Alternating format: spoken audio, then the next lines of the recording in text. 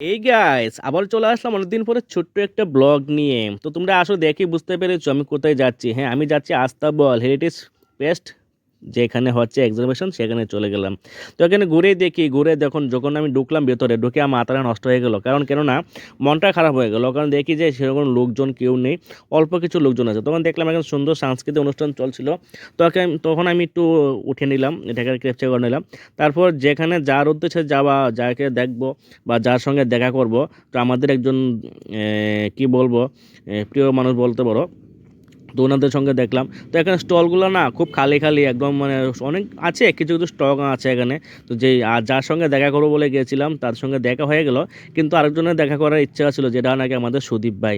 তো এই দেখতে পাচ্ছ এই দিদিকে তোমরা অনেকেই চিনো, যে লীনা টেক্কেল তুমি অনেকেই জানো। লীনা টেক্কেল খুব ভালো ভালো কমেডিয়ান করে। তো ওনার সঙ্গে সুদীপ ভাইও ছিল, তো আমি দেখবো বলে গিয়েছিলাম, দেখা করব। এমনি তো অনেক আগে দেখা হয়েছে। তো তারপর দেখলাম যে কি সুন্দর সুন্দর দেখো কেক পেস্ট্রি রেখেছে, চকলেট পেস্ট্রি, সব রকমের একটা টেস্ট আছে। তো ঠিক আছে, তো আমি দেখলাম, দেখে একটু ক্যাপচার করে নিলাম।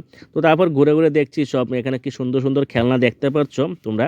তো তোমাদের কিরকম লেগেছে খেলনাগুলো অবশ্যই কমেন্টে জানাবে। তবে এই ছোটো ছোটো খেলনাগুলো দেখে খুব ভালো লাগে, ছোটোবেলার কথা মনে পড়ে যায়। কিন্তু কি করব, ছোটোবেলার দিন তো আর ফিরে আসবে না। তারপর দেখলাম এখানে দেখো কি সুন্দর সুন্দর হাতে করা নকশা, যেটা নাকি আমাদের ত্রিপুরার ঐতিহ্য, বাঁশ বেত দিয়ে তৈরি করা। তবে সবথেকে বেশি আমার এখানে একটা জিনিস ভালো লাগলো, সেটা হলো আমাদের মাতা ত্রিপুরেশ্বরী মন্দির যেটা করে রেখেছে।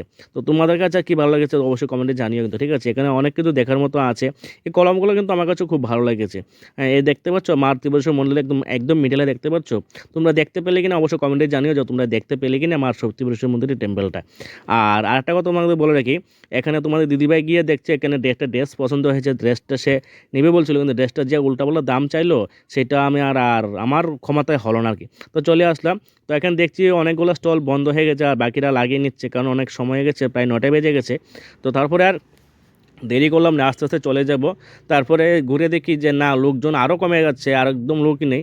তারপরে আমরাও দেরি করলাম না, তারপর ঘুরে ঘুরে দেখলাম একটা ফল। হ্যাঁ, তো ফলটা তোমাদের অবশ্যই দেখাবো। এই দেখো, এই একটা ফল, এটা নাকি খুব সুন্দর খাওয়া যায় ডালের সঙ্গে। এটা নাম কি, নামটা শুনে আমি অবাক হয়ে গেলাম। এটার নাম নাকি সাতকরা। এটা দেখতে কিছু জাম্বুরা ছোটো সাইজের মতন। তো যাই হোক, আমরা নিলাম না, শুনতে অবাক লাগলো, প্রথমবার দেখলাম আমি। তারপরে আর দেরি করলাম না, আমরা ঘুরে চলে গেলাম, আমরা আস্তে আস্তে বাড়ির দিকে রওনা দেবো। তো তোমাদের কেমন লাগলো এই ছোট্ট ভিডিওটা অবশ্যই কমেন্টে জানাবে। সবাইকে টাটা, বাই বাই, ভালো থাকো।